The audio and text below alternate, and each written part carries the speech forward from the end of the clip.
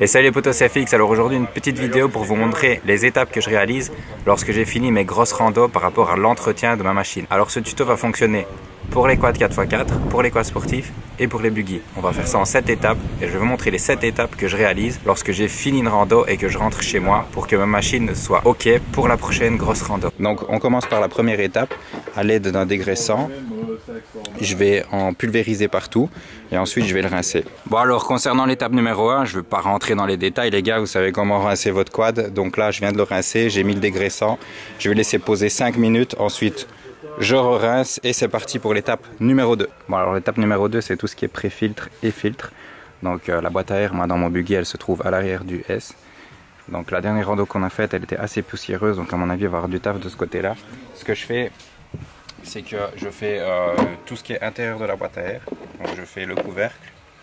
Au niveau du filtre, j'ai installé un pré-filtre dessus parce que moi chez Polaris c'est un filtre en papier.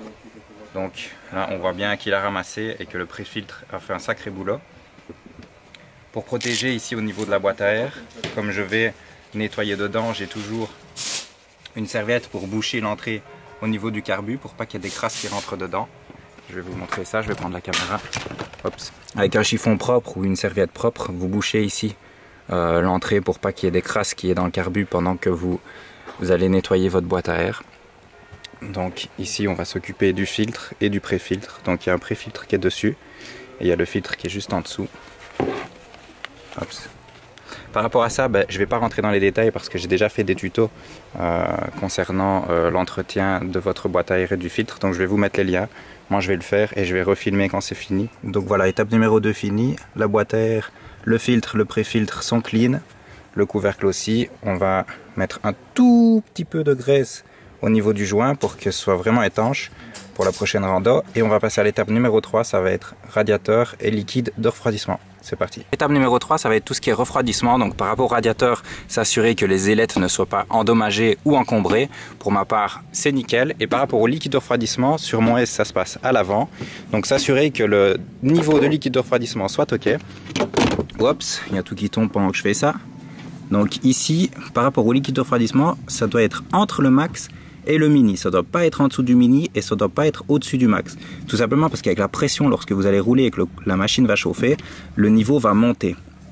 Donc pour ma part, je ne sais pas si on voit bien, mais le niveau de liquide de refroidissement est nickel. Si vous devez le faire assez souvent, ça veut dire qu'il y a peut-être un souci sur votre machine par rapport au radiateur ou par rapport au moteur et qu'il a tendance à fort chauffer.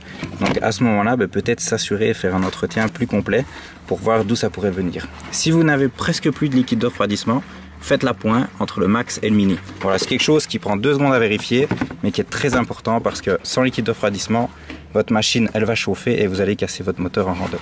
On est parti pour l'étape numéro 4 les gars, donc j'ai rentré le buggy, comme ça je serai plus à l'aise pour faire ça. Donc ça va être tout ce qui est graissage du quad, donc graissage au niveau des triangles, que ce soit sur les quads ou sur les buggy. Quasi tous disposent de graisseurs pour que vous puissiez faire ça. Alors le but ça va être d'aller mettre de la graisse au niveau des busselures, comme ça vous n'avez pas de jeu dans vos triangles. Donc là je vais faire le tour du buggy, je vais faire ça avec un graisseur pneumatique. Maintenant vous avez des graisseurs manuels qui coûtent 10 € dans les Noroto, les Auto 5, etc. Donc au préalable vous nettoyez un petit peu vos graisseurs pour pas qu'ils soient sales et que vous mettiez des crasses dedans ou que ça se bouche. Alors moi dès que j'ai un petit peu de graisse propre qui sort, j'arrête le graissage. Faut pas non plus mettre 2 tonnes de graisse dedans, ça sert à rien.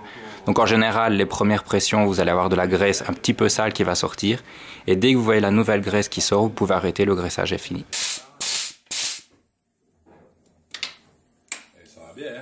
C'est quand même pratique à ça. Ouais. Alors le graissage est fini, étape numéro 5. Alors ce que je fais moi et ce que je vous conseille de faire, franchement ça coûte vraiment que dalle et ça peut sauver votre châssis. Je le fais depuis le début et franchement je vois bien la différence parce que au niveau de la rouille, eh bien je n'ai pas d'agrandissement des zones de rouille, donc ça fonctionne vraiment bien. Je vous conseille d'acheter ce produit-ci, cette marque-là. Quand vous avez des plaques de rouille, que vous avez des éclats par rapport aux pierres sur votre châssis, vous dégraissez la partie qui est rouillée. Vous nettoyez la partie rouillée et ensuite vous mettez ça. Donc ça s'applique avec un genre de petit pinceau. Voilà. Donc c'est ce genre de choses. Et alors vous le mettez où vous avez de la rouille. Et alors ensuite, au niveau du châssis, regardez ici, on peut voir que j'avais un début de rouille dû à un éclat.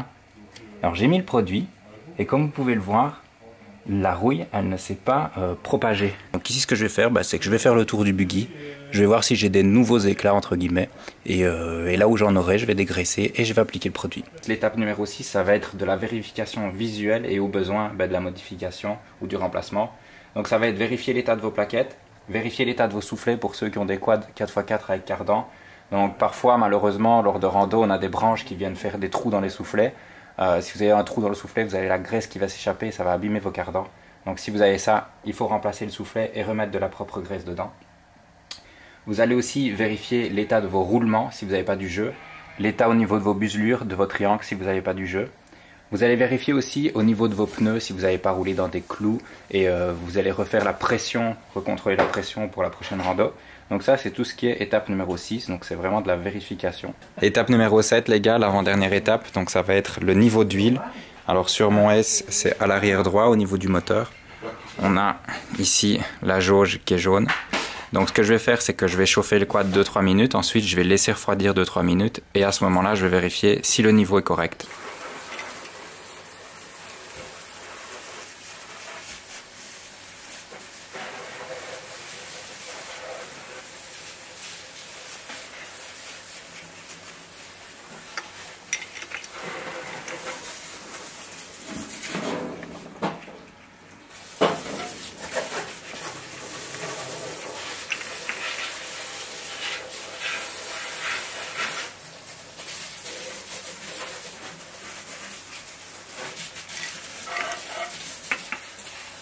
Et nous voilà à la dernière étape les gars. Pour tout ce qui est 4x4, ça va être éventuellement de vérifier votre courroie. Alors ça c'est entre guillemets bonus pour les quads 4x4, c'est pas forcément à faire à chaque sortie. Par rapport aux quads sportifs, le but ça va être de vérifier la tension de votre chaîne, de la dégraisser et de la régraisser pour la prochaine sortie.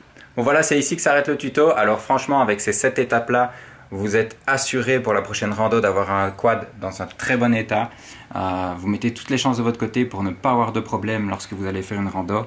Moi c'est vraiment la base, c'est ce que je fais à chaque grosse sortie. Franchement si je fais pas ça, je me sens mal à la rando. Là je suis sûr que mon quad, j'ai mis toutes les chances de mon côté pour ne pas avoir de problème. Vous conservez un bon châssis, vous conservez un bon moteur. Et puis voilà, ça fait plaisir d'avoir une machine propre et entretenue. Notre passion, ça coûte de l'argent, donc voilà, il faut entretenir nos machines si vous voulez les garder longtemps. Et puis quand vous les revendez, ben voilà, elles ont de la valeur, donc ça vous permet de le vendre au juste prix et de ne pas vendre juste une machine qui est au bord de la casse et qui tient plus et qui est toute rouillée. Donc j'espère que vous avez kiffé, j'espère que cette vidéo vous sera utile. Pour tout ce qui est complément d'information, j'ai fait plein de tutos sur toutes les choses que j'ai passées en revue aujourd'hui. Je vous mets tout dans la description, donc n'hésitez pas à aller voir la description si vous voulez vraiment plus d'informations par rapport au filtre à air, par rapport à la pression des pneus et bien d'autres choses encore par rapport à tous les tutos. Il y en a beaucoup sur ma chaîne. Si vous découvrez la chaîne avec cette vidéo-ci, je vous invite à vous abonner. Je fais beaucoup de vidéos sur les buggy et sur les quads. J'ai fait énormément de tutos, il y a plein de playlists, n'hésitez pas à tourner dans les playlists, vous allez voir qu'il y a beaucoup d'informations à prendre. Si vous êtes nouveau dans le domaine et que vous cherchez à apprendre pour bien entretenir votre machine. J'espère que vous avez kiffé, n'hésitez pas à lâcher un petit pouce bleu si vous avez apprécié la vidéo. On se dit à la prochaine, ciao les potos.